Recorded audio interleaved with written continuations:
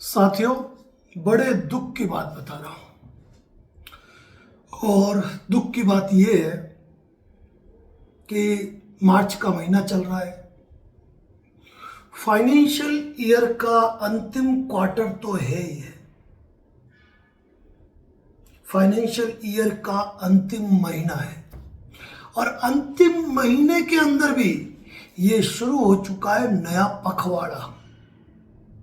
और इस नए पखवाड़े में आपको ये शिकायत सबसे ज्यादा मिल रही है कि सर, मैंने पिछले 2 महीने से 3 महीने से मेरे लोन खाते में 1 रुपए की राशि जमा नहीं कराई, किंतु मेरे नंबर पर मैसेज आ रहा है और मैसेज ये आ रहा है कि मेरे खाते में राशि जमा हो गई या मेरे क्रेडिट कार्ड के अकाउंट में राशि जमा हो गई। अब मुझे यह समझ में नहीं आ रहा है कि राशि कौन जमा करा रहा है।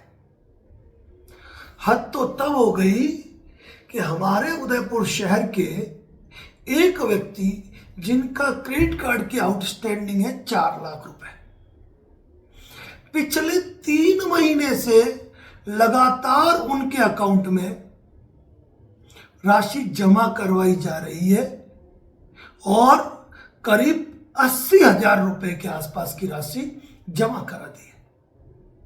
अब बात यह आती है कि यह पैसा जमा कौन करवा रहा है?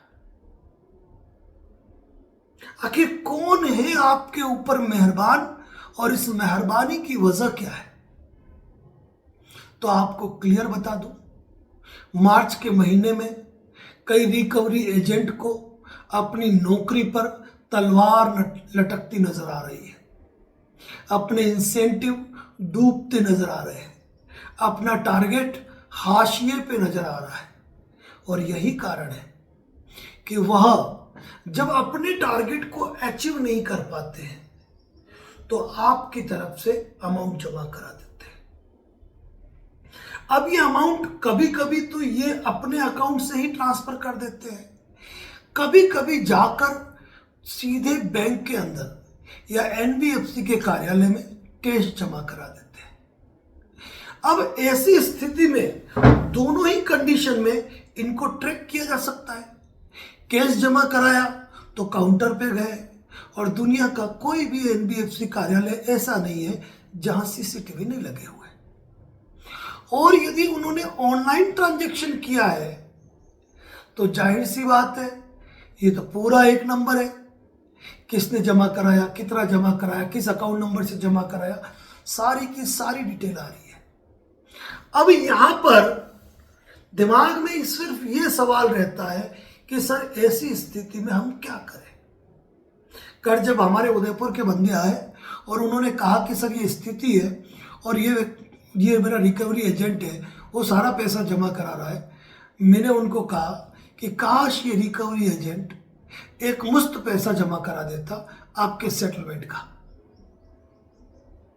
कुछ समझे? 4 लाख का क्रेडिट कार्ड है, बमुश्किल सेटलमेंट होता तो कितने में? 70-80 हजार या लाख रुपए। अब वहां पर वो व्यक्ति को कोई मतलब नहीं है सेटलमेंट हो या नहीं हो, क्योंकि अगर वो जमा नहीं कराता तो इनका सेटलमेंट मार्च में हो जाता। तो इस व्यक्ति ने कंप्लेंट फाइल की कंपनी को, और कंपनी से कंप्लेंट फाइल करके आरबीआई लोकपाल को सीसी में लिया, जहां बैंक के जवाब देने से कतरा रही है कि यह पैसा किसने जमा कराया। जवाब ही नहीं दे पा रहे, क्योंकि किसी थर्ड पार्टी के अकाउंट में राशि जमा कोई तीसरा इंसान करा रहा है। तो कहने की बात तो यही हुई कि ये इलीगल अनऑथराइज्ड ट्रांजैक्शन है। और आपको मालूम है, इस प्रकार की कंप्लेंट करने पर 5 लाख रुपए तक का जुर्माना इन एनबीएफसी पर लग सकता है, इन बैंकों पे लग सकता है, यहां तक कि उनके लाइसेंस पर भी तलवार लटक जाती है। तो यदि कोई आपके अकाउंट में पैसा जमा करवा रहा है तो एक चीज तो आपके लिए अच्छी हो गई कि जब दूसरी बार रिकवरी करने के लिए आपके पास आएंगे तो आपका सीधा सा सवाल रहेगा कि पहले तो मुझे यह बताओ कि मेरे अकाउंट में इलीगल ट्रांजैक्शन किसने किया। अगर किसी ने कह दिया मैंने किया तो रिकॉर्डिंग करो, या उससे लिख के लो। अब सिंपल सी बात है कि तुमने इलीगल ट्रांजैक्शन कैसे किया, अब नहीं बता रहे किसने किया, तो अब तो मैं पैसा ही तब जमा कराऊंगा जब मुझे ये जानकारी मिलेगी पैसा किसने जमा कराया। आप यकीन मान के चलना कि आप कंप्लेंट दर्ज कराओगे, बैंक के जवाब नहीं दे पाएगी, आप उसी कंप्लेंट को बार बार पोस्ट करो और फिर लेते जाओ supreme court, high court, registrar को भी, आरबीआई को, एमसीए को। यकीन मान के चलना कि रिकवरी एजेंट आपका सारा पैसा जमा करा देगा सेटलमेंट लेटर लेके, वह तनाव से मुक्त होना चाहेगा। और ये सारे लोग ऐसा क्यों करते हैं मालूम है? सिर्फ इसलिए मार्च महीना चल रहा है, नौकरी पे तलवार लटक रही है, टारगेट पूरा नहीं हो रहा है, इंसेंटिव कम पड़ रहा है, यानी कि आपका अमाउंट जमा कराते ही एक बड़ा इंसेंटिव इनको बन रहा है।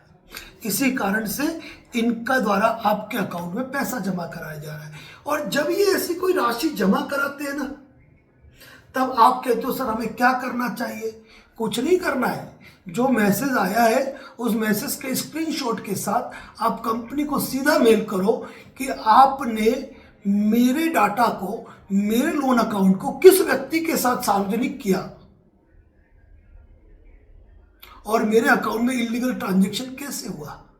यह आरबीआई की गाइडलाइन से परे तो है ही है, यह आईटी एक्ट के अंतर्गत भी अपराध है जिस पर भारी जुर्माने का प्रावधान है। आप मुझे स्पष्टीकरण दें 24 घंटे के भीतर। ये 24 घंटे में क्या स्पष्टीकरण देंगे, क्या देंगे, मैं आपसे कहना चाहता हूं। लेकिन लगातार जब आप इनके रिकवरी एजेंट की बदसलूकियों के, इनके द्वारा जमा कराई राशि के मैटर में लगातार कंप्लेंट करते रहेंगे ना, तो जल्दी से आपका ये सेटलमेंट लेटर जारी करते हैं। और वैसे भी तो हमने घोषणा कर रखी है, आपको पता हो कि 18 तारीख के बाद तो आपके सेटलमेंट लेटर जारी होने ही होने। मेरी बैंक सेटलमेंट नहीं करती है, मेरी एनबीएफसी नहीं करती है, ये सब कहने की बातें हैं। कल का हमारा एक वीडियो अगर आपने सुना हो, जो कॉल रिकॉर्डिंग की कल की करीब 15, 16, 17 मिनट की थी, लेकिन उसमें कुछ ऐसी बातें रिकवरी वालों द्वारा कही गई कि हम लीगल नोटिस लेके आएंगे और आपके साइन कराएंगे। आपके भैजी का राज है, लीगल नोटिस। अरे भाई, लीगल नोटिस डाक से आएगा, मेल में आता है क्या? व्हाट्सएप भी वैलिड नहीं है, वो तो मजबूरियां है आर्बिट्रेशन की कि हमको व्हाट्सएप और टेक्स्ट मैसेज को स्वीकार करते हुए जवाब देना पड़ता है, क्योंकि ये एक्स पार्टी अवार्ड नहीं कर ले। बाकी कोई वर्थ नहीं है इनके व्हाट्सएप नोटिस की, और हम लीगल नोटिस लेके साइन कराने आएंगे। मतलब ऐसी ऐसी बातें बोलते हैं रिकवरी जो ऊपर से जाती है। कहते हैं कि हमारे साथ एडवोकेट आएंगे, आपको उनका ऑथराइजेशन लेटर चाहिए। अरे अक्ल के अंधो, एडवोकेट्स कभी भी रिकवरी का काम नहीं करता है। मैं क्या कह रहा हूं, 5 साल की भी वकालत होगी ना किसी वकील साहब की, वो अच्छी तरह जानते हैं कि रिकवरी का काम मेरा नहीं है। और अगर ऐसा किसी ने किया तो सलाखों के पीछे भी जाता है वो, चाहे वो एडवोकेट क्यों ना हो, क्योंकि उसको कोई राइट ही नहीं है। अगर वो आता भी है ना तो सरफेसी एक्ट के दौरान, एग्जीक्यूशन के टाइम जब जरूरत होती है, और वो भी पुलिस के साथ। लेकिन आपके तो अनसिक्योर्ड लोन है और आर्बिट्रेशन अवार्ड तक की नौबत ही नहीं आती है।